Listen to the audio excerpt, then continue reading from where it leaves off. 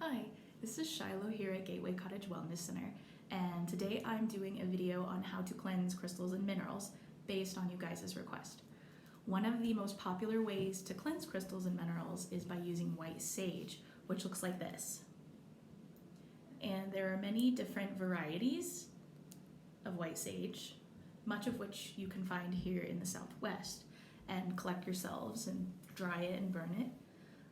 Many places like even Whole Foods now and other natural markets will carry this that you can buy. It's relatively affordable as well. White sage actually is known to kill microbial life in the atmosphere and on the surfaces that you smudge. For example, there was a study done recently that discovered that burning white sage kills 94% of airborne pathogens, which whenever you sneeze or cough, if anyone's sick in the home, it completely gets rid of that, which is awesome. That's almost as much as Germ-X, so you can use sage for that. You can also use sage to cleanse items like crystals, for example, which is one of the things that it's popularly used for. If you want to cleanse a crystal using white sage, what you need to do, and I won't burn this today, but obviously you light the end, and with a big bundle like this, I typically just take off a piece of it and burn it, because a bundle like this at one time will create lots and lots of smoke. So if you're wanting to cleanse your whole house or office or apartment, maybe this would be good, but just for a crystal or something else, you can just take off a few leaves. So what you want to do is grab your crystal, and once your sage is lit, you want to make sure that you totally immerse your crystal in the sage. So if you guys can kind of see how I'm doing this, if you imagine smoke coming out of the tip, you just want to make sure that you rotate it and get every single surface, because microbes and other energy can get on different surfaces, and if you don't get every bit of it, it can stay. Which leads me to another point, that not only is it antimicrobial, but it also cleanses any type of stagnant or negative energy. So if you guys are using crystals regularly, especially if you're doing crystal healing on people, you know that oftentimes your crystals can feel dense. They might feel heavy or negative, or you might not feel good when you pick them up anymore. That's probably because you need to cleanse them. Although they never ever run out of energy or really change in that way, they can pick up negativity just like we can from someone who has a bad mood or who isn't having a good day. We can often take that on. So that's why it's really important to cleanse your crystals if you're using them frequently. I do mine probably more than I should, but it never hurts. You can also burn other things as well, such as frankincense, which also has antimicrobial and antiviral properties. You can burn copal, which kind of looks like this. It smells really nice. I think this is from Peru. You can burn sweetgrass, which looks like this. It often comes in a braid, and with sweetgrass, I will just burn one end like this rather than trying to separate it like the sage, just because there are many fibers that can come apart and get all over your house and your workspace. So those are probably some of the more common things that are burned. Another one that I'll mention is Palo Santo, which is getting harder to find now.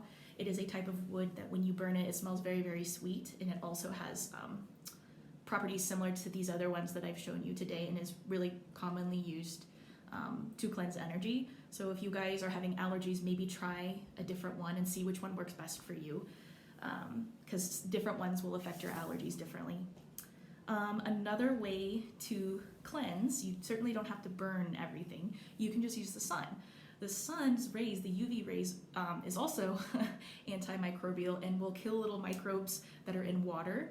So people that are hiking or out in nature and don't have running clean water, you can actually leave your water in the sun for several hours, and the sun will cleanse the water in the same way that it will cleanse crystals and other things that you put in it.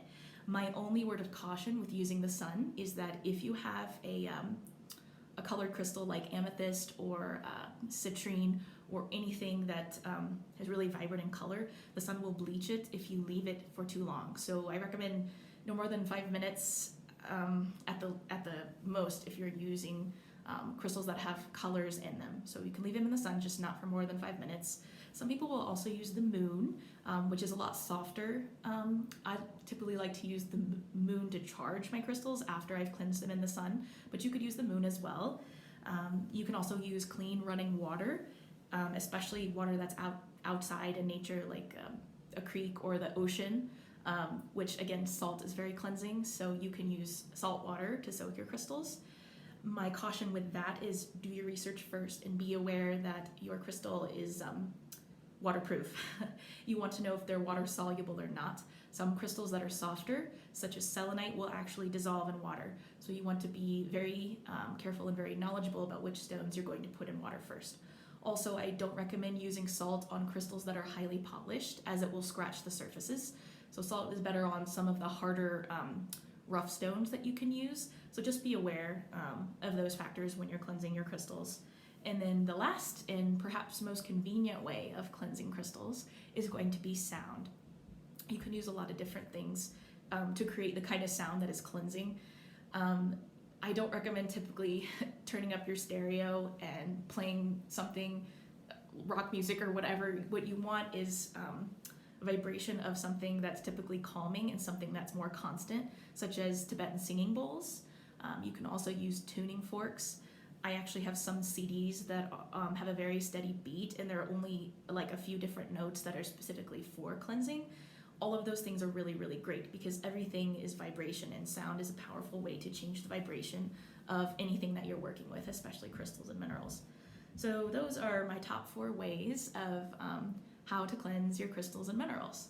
There are other ways as well, but these are typically the more popular ones. So if you guys have any questions, or if you're wondering if your crystals are and minerals are safe to cleanse by various ways, you can ask your questions in the comments below.